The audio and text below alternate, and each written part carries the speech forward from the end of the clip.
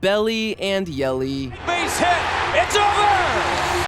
are back. Swing and a high fly ball, right field, way back, look out! Back in 2019, these two faced off in a historic MVP race, but in the years to follow, injuries kickstarted a sudden and shocking decline. However, 2023 has been the resurgence of Belli and Yeli. They may not be MVP favorites anymore, but the rise, fall, and resurgence of these two has been remarkable. Onto the track, at the wall, Bellinger brings it back! A robbery from Cody Bellinger! He leaps and makes the catch!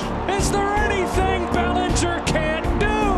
When Bellinger robbed Yelich back in 2019, it was at the end of a 2-week period where these two faced off 7 times. Despite their fantastic performances, no one expected these guys to feature in a historic MVP race, given they were in completely different places in their respective careers. Yelich's first season as a Brewer in 2018 turned into a memorable yet unexpected MVP campaign. The first half of this season was a continuation of his days as a Marlin, but a historic second half skyrocketed his MVP case. He became just the 7th player since 1901 to have at least a 350 average, a 1200 OPS, and at least 25 home runs in the second half of a season. Still, heading into 2019, not too many people saw Yelich as a potential back-to-back MVP winner. That was until the season began.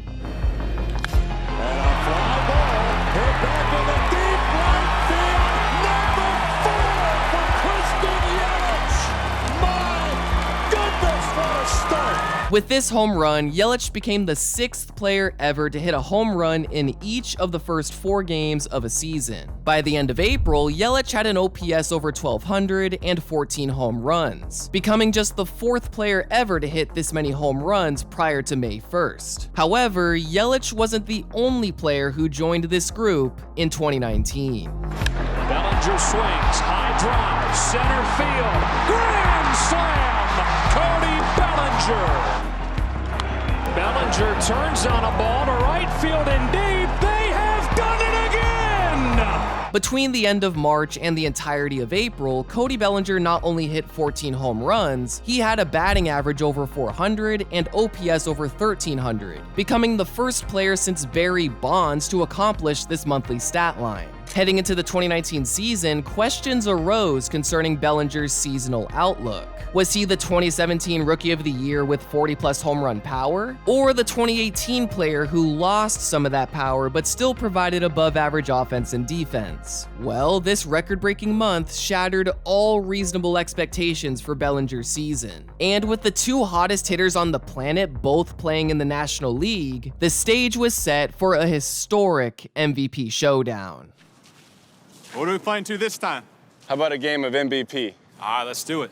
At the end of August, these two were the best hitters in baseball not named Mike Trout, but they weren't exactly the same. For example, Bellinger was an elite defender, while Yelich was one of the game's best base stealers. In fact, on September 7th, not only did Yelich hit a walk-off double, he stole 3 bases to become the 2nd fastest player ever to reach 40 home runs and 30 stolen bases, a feat only 11 players have accomplished. Unfortunately, a few days later, Yelich's bid to become MLB's first 50-30 player ended, as a foul ball shattered his kneecap. Fortunately, doctors didn't anticipate any long-term effects, but Yelich's role in the MVP race was over. Still, what an unbelievable season. He was the National League leader in average, OPS, and OPS+, while placing top 5 in both home runs and stolen bases. But the combination of Bellinger's near-identical offensive stats and status as one of the league's best defenders ultimately earned him the 2019 NL MVP award. Overall, it was a shame Yelich didn't get the chance to rightfully finish this season. But with a 9-year extension under his belt and Bellinger still early into his career, these two were set to face off for years to come. You know, barring any unforeseen circumstances. This time he hits the ball to deep right field.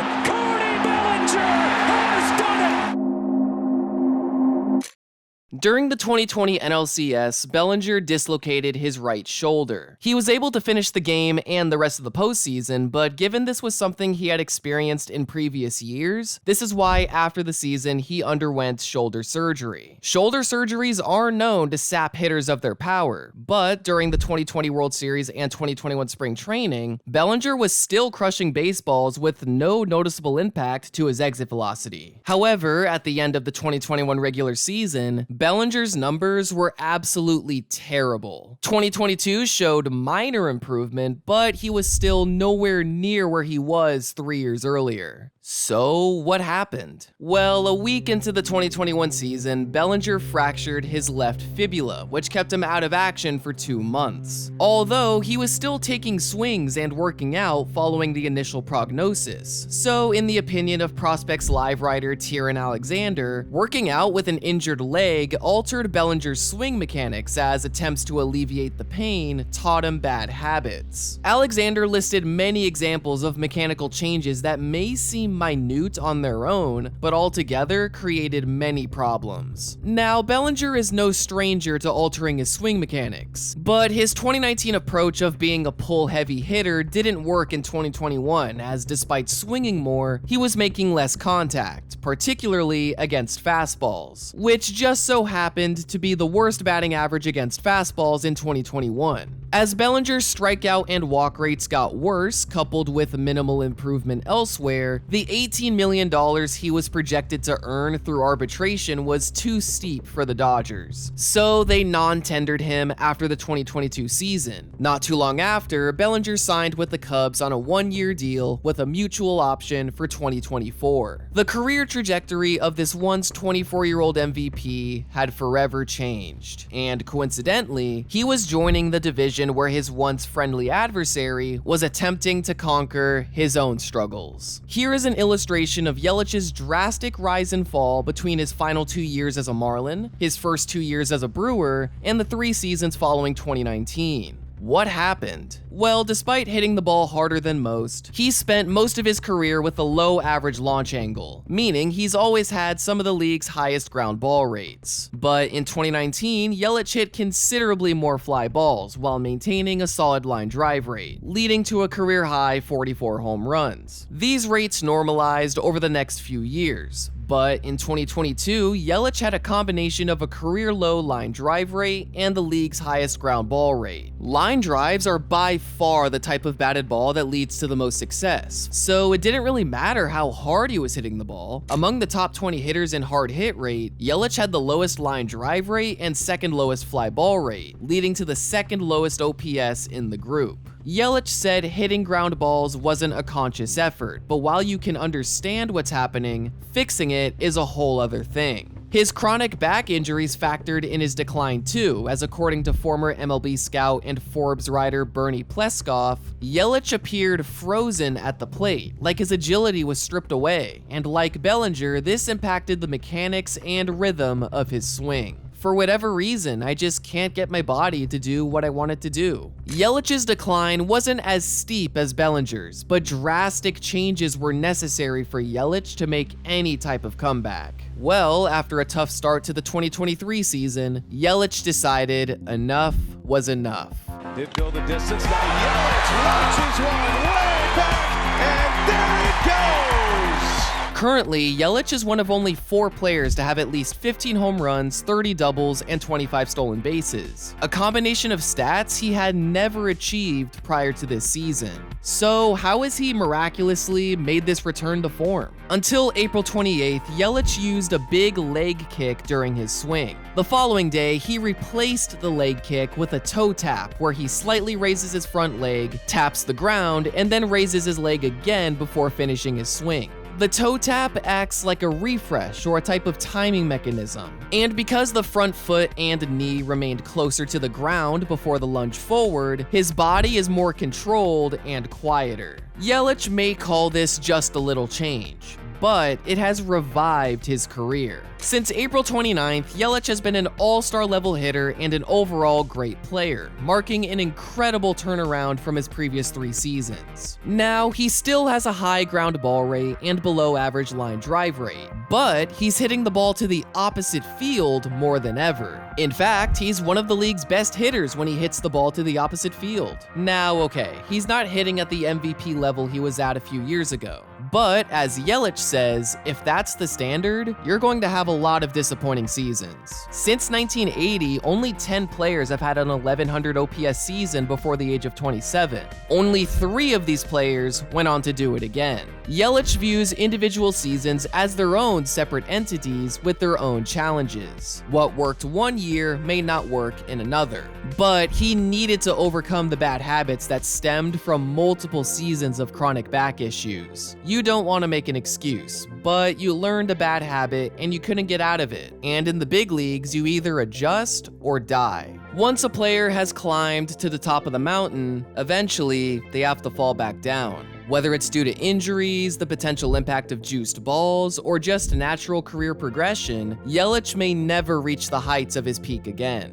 However, as Brewers manager Craig Counsell put it, Yelich never ran from the expectations. He never stopped trying to get back to the top of the mountain. His teammates watched him face the challenges head on, and he's come out the other side not only as a quality player, but a team leader. Or if you want to put it in a more nerdy way, instead of focusing on the fact Yelich isn't crushing breaking balls like he used to, let's relish in the fact he's hitting fastballs better than ever. In fact, looking at this leaderboard, there's another player who's hitting fastballs better than ever.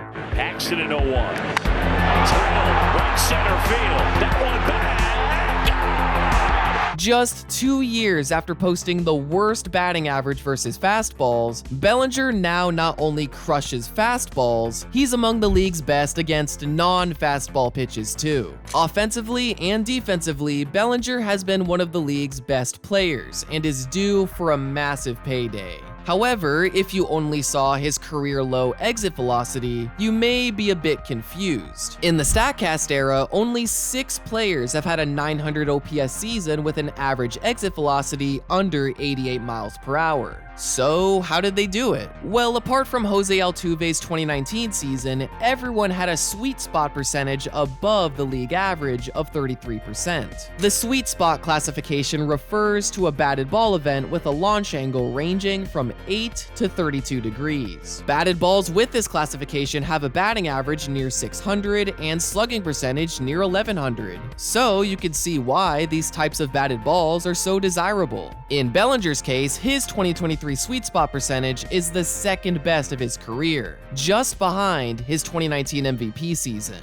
So, how did he make this adjustment? Well, Cubs hitting coach Dustin Kelly said they wanted to mold Bellinger's standard relaxed stance into something that uses more athleticism. Here's how Kelly describes Bellinger's stance today. He's grounded in with his back leg a little bit more. He has a little more flex in his back hip. There's a slight bend in his back knee, and he's kind of set his hands slightly higher than they had been. Frankly, to the naked eye, it's tough to recognize these changes. But just because these adjustments aren't as pronounced as Yelich's toe tap, that doesn't mean Bellinger hasn't benefited from these changes. Also, being healthy has allowed him to better control the bat and hit more pitches. It doesn't have to be one spot of the zone anymore. I'm able to consistently put my swing on the ball, and that creates results. This newfound success has allowed Bellinger to conquer one of his biggest struggles, the high fastball. No longer is this the go-to strikeout pitch to use, as Bellinger's batting average and strikeout rate against the pitch are the best they've ever been. Now, I have to question the sustainability of Bellinger's success. I say this because Bellinger currently has the largest difference in normal and expected batting average, as well as the third highest difference in normal and expected slugging percentage. Is Bellinger just getting lucky? Well, focusing solely on expected batting average, this measures the likelihood a batted ball becomes a hit based on exit velocity, launch angle, and on certain types of batted balls, sprint speed. Bellinger not only has a above average sprint speed, he has an average launch angle that allows for consistent line drive hits, which is why his sweet spot percentage is so high. Yes, his average exit velocity is below league average, but he consistently hits the ball at the best trajectory possible. In 2023, batted balls that are hit with an exit velocity under 88 miles per hour but are still in the sweet spot range are landing as hits more often than not. Cubs manager David Ross said Bellinger's ability to play pepper, to not strike out, hit the ball the other way, and put the ball in play is really valuable. No longer is he consistently trying to pull the ball. He's using the whole field, striking out much less, and finding ways to put the ball in play. It's not always about how hard you hit the ball, and if you've watched any Padres game in the month of August, you'd understand this. Now, unlike the Padres, the Cubs and Brewers are currently in the midst of a competitive playoff race, with Yelich and Bellinger both key factors in their respective team's success. It's been a long road for these guys, but they've come out the other side stronger and wiser. I think all the injuries are going to bless me for the next 8 to 10 years of my career. I really do. What I've learned through the whole process and where I'm at now, I just think I've benefited from it. I've learned from it, and I'm better because of it. Whatever these two accomplish over the next 8 to 10 years, for better or worse, their 2019 MVP race will forever be a key section in their respective careers. But they've left that era in the past and are now aiming for sustained future success. Or as Yelich put it, there's nothing they can do but keep going. I hope you guys enjoyed the video. Leave a like if you did, and subscribe for more content just like this. Thanks for watching.